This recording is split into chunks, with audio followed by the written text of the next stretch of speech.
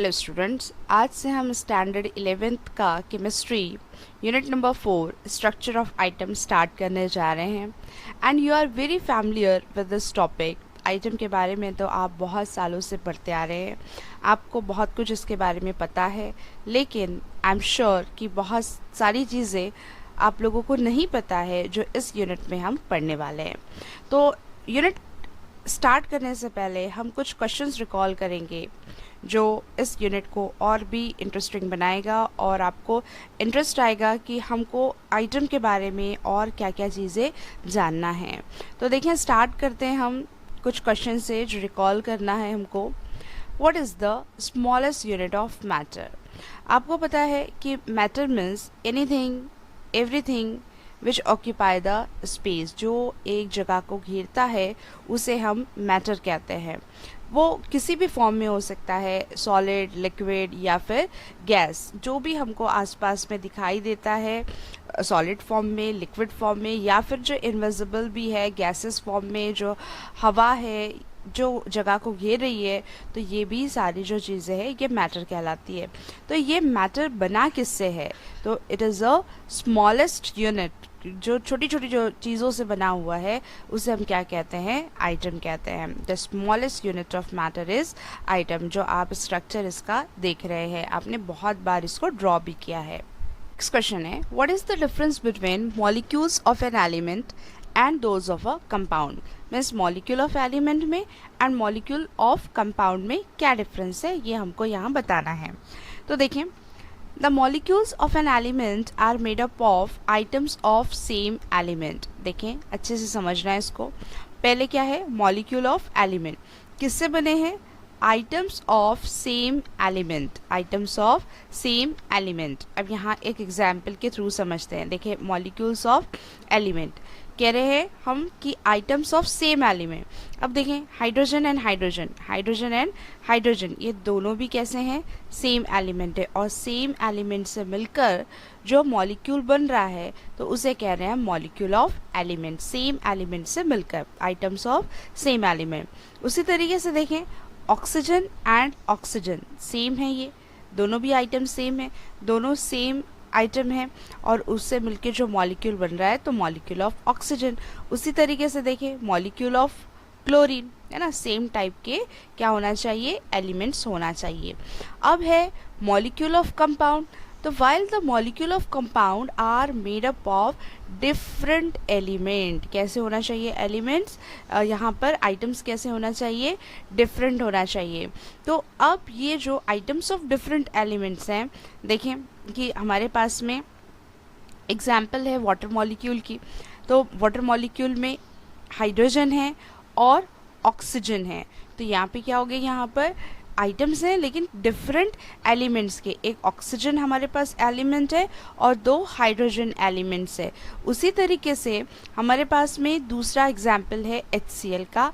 एक एलिमेंट है हमारे पास हाइड्रोजन का, दूसरा एलिमेंट है हमारे पास में क्लोरीन का। तो दो डिफरेंट एलिमेंट्स के आइटम्स जब कंबाइन हो रहे हैं तो HCl का मॉलिक्यूल फॉर्म कर रहे हैं। तो अगर डिफरेंट एलिमेंट्स के आइटम्स कंबाइन हो रहे हैं तो वो कहलाएंगे मॉलिक्यूल्स ऑफ कंपाउंड, और सेम टाइप के एलिमेंट्स के आइटम्स कंबाइन होंगे तो वो कहलाएंगे मॉलिक्यूल्स ऑफ एलिमेंट्स। तो ये आपने डिफरेंस को क्लियर रखना है। Does an item have any internal structure or it is indivisible? अब देखें कि अब आइटम के अंदर कोई इंटरनल स्ट्रक्चर होता है क्या? यस, होता है, क्योंकि उसमें इलेक्ट्रॉन होते हैं, प्रोटॉन होते हैं, न्यूट्रॉन होते हैं। Yes, an atom have internal structure. Different sub atomic particles such as proton, electrons and neutron constitute an atom. आपको पता है कि इसमें प्रोटॉन भी होता है, न्यूट्रॉन भी होते हैं और न्यूट्रॉन भी होते हैं। तो इसीलिए ये क्या है? डिविजिबल है। अब आप सोच रहे होंगे कि हमने अभी तक के पढ़ा है कि आइटम्स जो होते हैं वो इनडिविजिबल होते हैं। हमने पढ़ा है कि atoms are very very tiny और that can not be divided into many parts, तो हमने यहाँ पर लिखा है कि डिविजिबल, ये डिवाइड हो सकते हैं। तो वो जो इनडिविजिबल पार्टिकल का जो कॉन्सेप्ट था कि आइटम को हम डिवाइड नहीं कर सकते, वो पुराना कॉन्सेप्ट था। लेकिन जब डिस्कवरी हुई कि आइटम के इंटरनल स्ट्रक्चर होते हैं, मतलब सब एटॉमिक पार्टिकल्स होते हैं, इलेक्ट्रॉन, प्रोटॉन, न्यूट्रॉन, तो उसके बाद में ये मॉडर्न कॉन्सेप्ट आया कि आइटम को हम डिवाइड कर सकते हैं। पहले ये पता था कि आइटम जो है वो इस तरीके से एक हार्ड स्फीयर है और इसका एक पर्टिकुलर कोई मास है, लेकिन इसके अंदर का स्ट्रक्चर जो है, इंटरनल पार्टिकल्स के बारे में स्टडी नहीं थी, डिस्कवरी हुई नहीं थी, इसलिए कहा जाता था कि इसको डिवाइड नहीं कर सकते। लेकिन जब स्टडी हो चुकी थी कि डिस्कवरी हो गई कि इलेक्ट्रॉन है, प्रोटॉन है, न्यूट्रॉन है, और भी बहुत सारे इसमें पार्टिकल्स प्रेजेंट होते हैं, तो ये कहा गया कि जो आइटम है उसको हम डिवाइड कर सकते हैं। Which particles were identified by J.J. Thomson in cathode ray tube experiment? जो J.J. Thomson ने कैथोड रे एक्सपेरिमेंट के थ्रू जो पार्टिकल को आइडेंटिफाई किया था, जो डिस्कवरी किया था, वो था इलेक्ट्रॉन। इलेक्ट्रॉन जो है वो इस एक्स्ट्रा न्यूक्लियर पार्ट में जो रिवॉल्व करते हैं, नेगेटिव चार्ज पार्टिकल्स हैं, उसकी डिस्कवरी किए थे साइंटिस्ट जे थॉमसन ने। तो ये कैसे किए थे, ये इसी यूनिट में हम आगे पढ़ने वाले हैं। कैथोड रे एक्सपेरिमेंट है।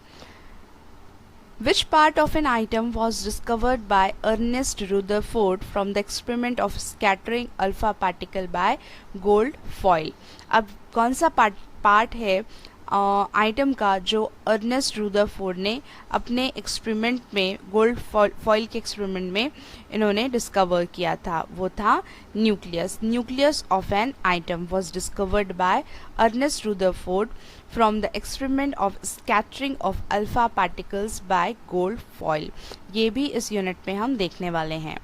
सब एटॉमिक पार्टिकल्स। अब देखो, सब एटॉमिक पार्टिकल्स मतलब क्या होता है कि आइटम खुद एक पार्टिकल है और उस पार्टिकल के अंदर और भी पार्टिकल्स हैं दूसरे, जैसे इलेक्ट्रॉन, प्रोटॉन, न्यूट्रॉन, तो उन्हें क्या कहते हैं हम? सब एटॉमिक पार्टिकल्स। तो पहले इनकी डिस्कवरी नहीं हुई थी। पहले ये माना जाता था कि आइटम एक हार्ड स्फीयर है और उस स्फीयर का एक पर्टिकुलर मास होता है। तो इसकी जो स्टडी किए थे वो थे साइंटिस्ट जॉन डाल्टन ने। तो जॉन डाल्टन ने अपनी एक थ्योरी बताए थे जो थी डाल्टन्स एटॉमिक थ्योरी। तो अकॉर्डिंग टू दिस थ्योरी कि जो लॉज ऑफ केमिकल कॉम्बिनेशन, उन्होंने बताया था कि जो आइटम्स हैं, तो आइटम्स कंबाइन होते हैं और कंबाइन होकर मॉलिक्यूल्स को फॉर्म करते हैं, जैसे कि hydrogen plus hydrogen to form H2। ये H2 मॉलिक्यूल हो गया। तो ये थ्योरी को एक्सेप्ट भी किया गया और ये सक्सेसफुल भी हुई। However, it failed to explain some properties of matter। लेकिन वो कुछ जो मैटर की प्रॉपर्टीज़ थी उसको वो बता नहीं पाए। एक्चुअली डाल्टन ने ही आइटम की डिस्कवरी किए थे, मतलब उन्होंने ये बताया था कि जो मैटर होते हैं वो मैटर आइटम से मिलकर ही बने होते हैं। तो ये जो थ्योरी थी काफ़ी सालों तक के एक्सेप्ट की गई और ये सही भी थी। और लेकिन उन्होंने ये बताया था कि आइटम जो है वो इंडिविजिबल है, उसको डिवाइड नहीं कर सकते। और ये 18th सेंचुरी की बात है और ये कई मतलब नियर अबाउट 100 सालों तक के इसको एक्सेप्ट भी किया गया कि जो आइटम है वो बहुत टाइनी है और उसको डिवाइड नहीं कर सकते। और क्योंकि उस टाइम पर इंटरनल स्ट्रक्चर की डिस्कवरी नहीं हुई थी।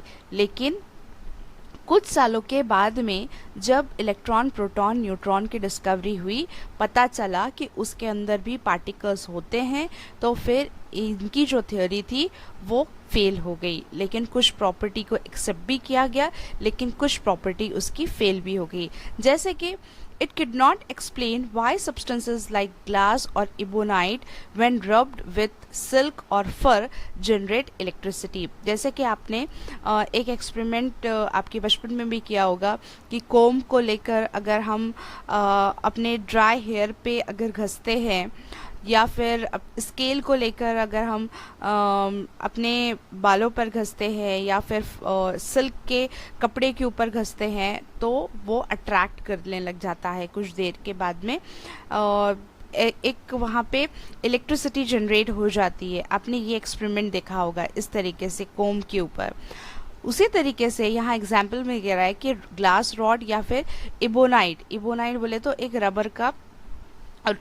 रबर लाइक एक मटेरियल होता है, तो वो अगर हम रब करते हैं, घसते हैं सिल्क के ऊपर या फर के ऊपर, तो इलेक्ट्रिसिटी जनरेट हो जाती है। तो ये क्यों होती है, इसका कोई एक्सप्लेनेशन डाल्टन की थियोरी में नहीं था, क्योंकि डाल्टन ने जो मॉडल दिया था आइटम का, वो बस इतना दिया था कि वो सॉलिड है, इंडिविजिबल है। अब उसके बाद जब डिस्कवरी हुई तो पता चला 19th सेंचुरी में proton and neutrons are present in the atomic nucleus and together are called nucleons. जो आइटम का स्ट्रक्चर जब पता चला, जब स्टडी हो चुकी थी, तो ये देखा गया कि न्यूक्लियस, जो बीच का जो पोर्शन है, ये न्यूक्लियस है। तो न्यूक्लियस के अंदर प्रोटॉन्स होते हैं और न्यूट्रॉन्स होते हैं। प्रोटॉन्स जो है वो पॉजिटिव चार्ज है, ये दिख रहे हैं जो पॉजिटिव चार्ज है, और न्यूट्रॉन के पास जो कोई चार्ज नहीं है, वो दोनों भी एक साथ न्यूक्लियस के अंदर प्रेजेंट होते हैं और उसको कहा जाता है न्यूक्लियॉन्स। दोनों भी एक साथ हैं तो उन्हें कहा जाता है न्यूक्लियॉन्स। न्यूक्लियस के अंदर प्रोटॉन एंड न्यूट्रॉन प्रेजेंट हैं, और दोनों जब एक साथ, मतलब प्रोटॉन भी है और न्यूट्रॉन भी है, और ये दोनों को कंबाइनली कहा जाता है न्यूक्लियॉन्स। किसके अंदर है ये? Inside the nucleus. Electrons are present in the extra nuclear part of an atom, और ये एक्स्ट्रा न्यूक्लियर पार्ट, ये न्यूक्लियस के बाहर का जो पार्ट है उसके अंदर प्रेजेंट है इलेक्ट्रॉन्स। ठीक है, तो ये ऐसा स्ट्रक्चर ये 19th सेंचुरी में आया, पहले नहीं था। पहले ये माना जाता था कि आइटम जो है वो इंडिविजिबल है, उसके अंदर हार्ड स्फीयर है और उसका सिर्फ कोई एक मास होता है, लेकिन पार्टिकल्स होते हैं, सबएटॉमिक पार्टिकल्स। इस तरीके से इसका अरेंजमेंट नहीं पता था। तो अब इसके बाद में जब डिस्कवरी हुई और उसकी बहुत सारी जो प्रॉपर्टीज़ हैं वो स्टडी की गई, जैसे जो सिंबल है इलेक्ट्रॉन का, नेगेटिव चार्ज, प्रोटॉन है इस तरीके से P से इंडिकेट किया जाता है, न्यूट्रॉन को N से, उसके एब्सोल्यूट चार्ज, कितना चार्ज होता है उसके पास में, ये है। रिलेटिव चार्ज है, सिंबल फॉर चार्ज, सिंबल हम नेगेटिव इलेक्ट्रॉन के लिए देते हैं, प्रोटॉन के लिए पॉजिटिव देते हैं, और न्यूट्रॉन के पास कोई चार्ज नहीं होता है। उसका मास कितना होता है और किलोग्राम में, और ये यूनिफाइड या जिसको हम डाल्टन कहते हैं, उस हिसाब से ये पूरी जो प्रॉपर्टी है इसकी स्टडी की गई। अब सवाल ये आता है कि जो सब एटॉमिक पार्टिकल्स है, इलेक्ट्रॉन, प्रोटॉन एंड न्यूट्रॉन, उसकी डिस्कवरी कैसे हुई। तो हम वो पढ़ने वाले हैं अब आगे कि डिस्कवरी ऑफ सब एटॉमिक पार्टिकल। तो सबसे पहले स्टार्ट करते हैं हम discovery of electron. In the year 1897 J.J. Thomson investigated the cathode rays and found that the cathode rays are a stream of very small negatively charged particles which are 1837 times lighter than a hydrogen atom and are present in all items. Later these particles were named as electron. देखिए scientist थे J.J. Thompson, उन्होंने investigate किया था, एक cathode ray tube लिया था, experiment किया उन्होंने, और ये देखा कि जो कैथोड रेज होती है वो बहुत स्मॉल होती है और निगेटिवली चार्ज पार्टिकल्स से बनी होती है। जो कैथोड रेज होती है वो निगेटिवली चार्ज पार्टिकल होते हैं उसमें, और जो बहुत ही लाइटर होते हैं, इतने लाइटर कि हाइड्रोजन से भी कम, हाइड्रोजन तो बहुत ही छोटा है, उससे भी कम उसका का जो वेट है वो उससे भी कम है, कितना 1837 टाइम्स लाइटर है एज कंपेयर टू हाइड्रोजन, और वो हर आइटम्स में प्रेजेंट होते हैं, मतलब हर आइटम्स में इलेक्ट्रॉन प्रेजेंट होते हैं। और वो जो कैथोड पार्टिकल्स हैं, जो नेगेटिवली पार्टिकल्स हैं, उनको बाद में नाम दिया गया इलेक्ट्रॉन्स का। अब ये एक्सपेरिमेंट कैसा था हम ये इस डायग्राम के थ्रू समझेंगे। उनकी डिस्कवरी हुई है। ये आपको दिखाई दे रहा है डिस्चार्ज ट्यूब, ये है डिस्चार्ज ट्यूब। एक ग्लास ट्यूब है, उसके अंदर जो एयर प्रेजेंट है वो वैक्यूम पंप से हम पूरी एयर को रिमूव कर दे रहे हैं। तो इस डिस्चार्ज ट्यूब का जो प्रेशर है वो बहुत ही ज़्यादा लो हो गया, क्योंकि इसमें जो एयर थी हमने वैक्यूम पंप से उसको निकाल दिए। अब देखें कि जब हमने इसको हाई वोल्टेज प्रोवाइड किया, 1000 वोल्टेज, यहाँ पर लगाए थे हमने 2 इलेक्ट्रोड, एक कैथोड है और दूसरा एनोड है, नेगेटिव चार्ज है और पॉजिटिव चार्ज है, कैथोड एंड एनोड। जब हमने हाई वोल्टेज अप्लाई किया तो इस कैथोड के साइड से एक रेज जो है वो ट्रैवल हो रही थी, वो दिखाई तो नहीं दे रही है, ठीक है, दिखाई नहीं दे रही है, वो ट्रैवल हो रही है। अब इसको कैसे पता करें कि ये ट्रैवल हो रही है? तो फिर क्या करें कि ये एनोड में छोटे छोटे से होल कर दिए, एनोड के साइड में एनोड की जो प्लेट थी उसमें छोटे छोटे से होल कर दिए, और एनोड के बैक साइड पर एक स्क्रीन लगा दिए। उस स्क्रीन को बोले फ्लोरोसेंट की स्क्रीन, यहाँ पे नाम देते हैं इसको हम फ्लोरोसेंस की स्क्रीन, जो कि ZnS से बनी होती है। तो ये फ्लोरोसेंस की जो स्क्रीन होती है, इसके ऊपर कोई अगर रे आकर यहाँ पे स्ट्राइक होती है, इसके ऊपर पड़ती है, तो ये ग्लो होता है। तो इसलिए ये पता करने के लिए कि सच में यहाँ से कोई रे ट्रैवल हो रही है, तो यहाँ पे फ्लोरोसेंस की स्क्रीन लगा दिए। इसके ऊपर जब ये रेज पड़ रही थी तो ये ग्लो हो रहा था, ये यहाँ पर चमक रहा था। तो यहाँ पे ये कंक्लूजन निकला कि कुछ ना कुछ तो यहाँ पर चल रहा है, मतलब यहाँ पर रेज आ रही है। और लो प्रेशर होने की वजह से ये आपस में टकरा नहीं रहे थे, क्योंकि बीच में कोई बैरियर नहीं था, आराम से एक ही लाइन में ये ट्रैवल हो जा रहे थे। अब देखें कि देखो कैथोड रे से, कैथोड साइड से, मतलब नेगेटिव साइड से जो रेज जा रही थी वो कहाँ जा रही थी? पॉजिटिव की तरफ। तो नेगेटिव से पॉजिटिव की तरफ मतलब कैथोड से एनोड की तरफ एक रे जा रही है, तो इसलिए इस रे को नाम दे दिया गया कैथोड रे। फिर एक और आगे एक्सपेरिमेंट करें कि कैथोड रे जो है वो नेगेटिव चार्ज है, तो ये क्यों नेगेटिव चार्ज है? तो फिर और देखें कि ये जो पॉजिटिव की तरफ जा रहा है तो ये नेगेटिव होना चाहिए। फिर एक और एक्सपेरिमेंट करें कि एक ऊपर और एक नीचे के साइड में एक इलेक्ट्रिक प्लेट लगा दिए, एक पॉजिटिव और एक नेगेटिव इलेक्ट्रिक यहाँ पर प्लेट लगा दिए, और फिर इस तरीके से एक्सपेरिमेंट करें तो ये जो रेस थी कैथोड रे, तो ये कैथोड रे डिफ्लेक्ट हो रही थी इस पॉजिटिव टर्मिनल की तरफ। तो ये पॉजिटिव टर्मिनल की तरफ डिफ्लेक्ट हो रही है, मतलब नेगेटिव है तभी तो पॉजिटिव की तरफ डिफ्लेक्ट हुई। तो इसका कंक्लूजन ये निकला कि कैथोड रे जो है वो नेगेटिव चार्ज रखते हैं। तो फिर धीरे धीरे ऐसे और एक्सपेरिमेंट होते गए। फिर मैग्नेटिक फील्ड अप्लाई किए, फ्लेमिंग रूल का वहाँ पर कॉन्सेप्ट लगा कि फिर से जो रेज है वो डिफ्लेक्ट हो रही थी मैग्नेटिक फील्ड में। तो फिर जो कैथोड रेज थी उस कैथोड रेज को बाद में नाम दिया गया इलेक्ट्रॉन्स की। अब इलेक्ट्रॉन नाम क्यों दिया उसको? तो देखो जो हमने इलेक्ट्रोड लिए थे, तो ये जो इलेक्ट्रोड था, मतलब ये जो हमने कैथोड और एनोड लिए, ये इलेक्ट्रोड है क्या एग्जैक्टली? ये है मेटलिक की रॉड।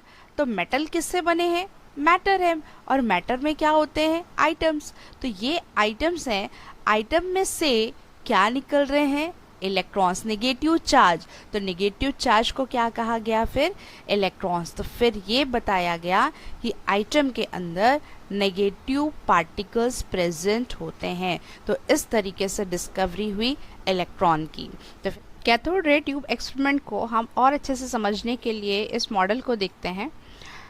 एक कैथोड है, एनोड में बीच में होल है और दोनों भी इलेक्ट्रोड एक बैटरी से कनेक्टेड है। और जब हमने हाई वोल्टेज अप्लाई किया तो एक रे जो है वो ट्रैवल होगी कैथोड से एनोड की तरफ, और उसको आइडेंटिफाई करने के लिए कि वो रे ट्रैवल हो रही है, हम सामने एक स्क्रीन लगाएंगे, फ्लोरोसेंट स्क्रीन, और वो स्क्रीन पर जब रे पड़ेगी तो वो ग्लो होगा, वो चमकेगा, जैसे कि आप वहाँ पर ग्रीन डॉट को देख पा रहे हैं। अब हम इलेक्ट्रिक फील्ड अप्लाई करते हैं। इलेक्ट्रिक फील्ड एक पॉजिटिव प्लेट है, नेगेटिव प्लेट है, तो जो कैथोड रे है वो पॉजिटिव की तरफ डेविएट होगी, मूव करेगी, क्योंकि कैथोड नेगेटिव है। इसी वजह से इस वीडियो के थ्रू तो आपको समझ में आ ही गया होगा कि किस तरीके से इलेक्ट्रॉन की डिस्कवरी हुई बाय जे थॉमसन। अब इसके बाद हम प्रोटॉन की और न्यूट्रॉन की डिस्कवरी कैसे हुई ये हम नेक्स्ट वीडियो लेक्चर में देखेंगे।